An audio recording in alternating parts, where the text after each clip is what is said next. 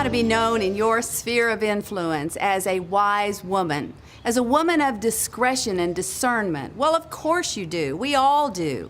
That's the purpose of studying the book of Proverbs, to help us learn how the world works and to live well in it. As we enter this study of Proverbs, we want to think about first, what is a proverb? Well, a proverb is a short, pithy saying. Often it's two lines that compare one thing with another that teach us the way the world works and how to live well in it. I want to direct your attention to the first page or two in your study guide, and make sure that you read and digest thoroughly that page, that section that's entitled What You Need to Know About Proverbs.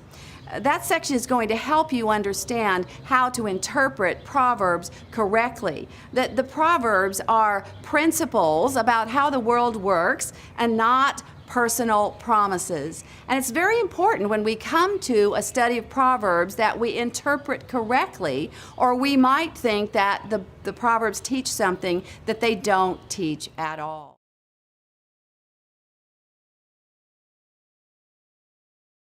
Exodus 28:3.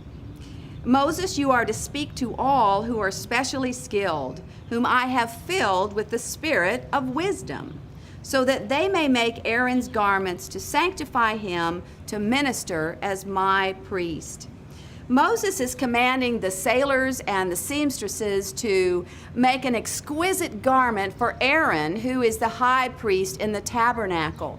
It's not just that they know about sewing or tailoring, but they can actually make something beautiful. They were skilled, and that's what wisdom is. It's skill in life. It's skilled at doing life well. Now, what is the initial source of this wisdom, or a prerequisite for wisdom? Well, we find it in the theme of the book in chapter 1, verse 6, where it says, "The fear of the Lord is the beginning of wisdom." The fear of the Lord is the beginning of wisdom. Now, fear, the word fear is not terror, like I'm running from God out of fear or horror, but instead it's reverence and awe. It's giving God the respect that is due Him, because He alone is worthy. Maybe you've seen people driving around with a bumper sticker that says, "God is my co-pilot."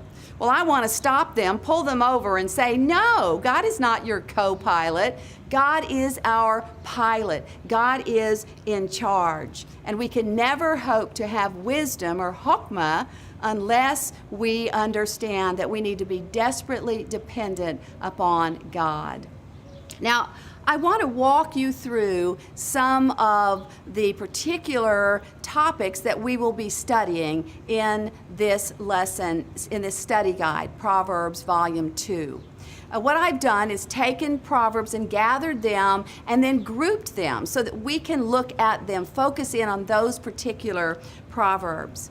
I have a lesson on the fear of the Lord. I found that when women don't understand who God is and relate properly to Him, it causes all kinds of problems in their lives. So we need to do a lesson on the fear of the Lord. I also have a lesson on how to raise up the generations that are coming behind us. And this can take many forms. It can be in the form of parenting, grandparenting, people who work with children, people who work with youth, and mentoring. You may be mentoring women in your life. And so that would be part of raising up the next generation. And we're all responsible to do that together. I have a lesson called Cool Down Those Hot Flashes, which is about anger and patience. In this busy world in which we live, it's so easy to respond in anger. I've gathered a group of proverbs on security so that we can rest in the security, the care, and the comfort of our Lord.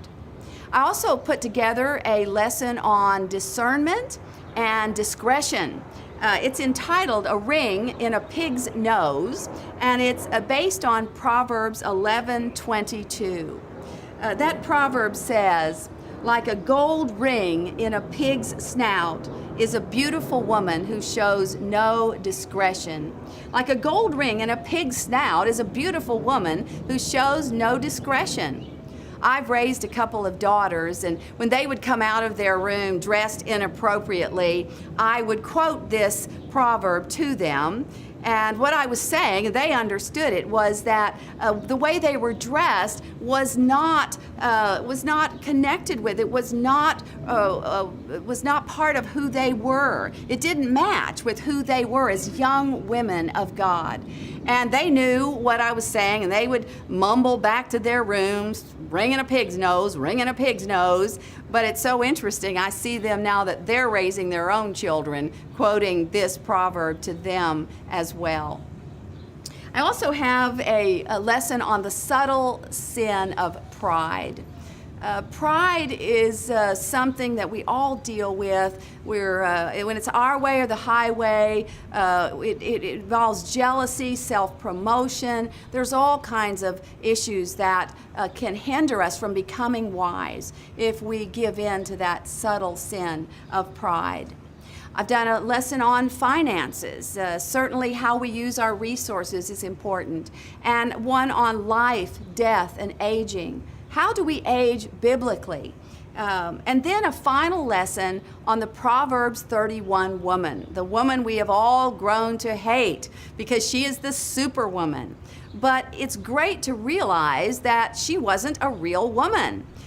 King Lemuel's mother actually describes her perfect daughter-in-law, and that's what the Proverbs 31 woman is. But it's still a model for us. We want to reach high, to live well, and it's a great summation of the entire book of Proverbs. Join me and study these Proverbs, and if you do, you will find your life changed, that you will become a woman of influence in your sphere, you will become a woman of discernment and discretion, and God will be able to use you mightily as a result.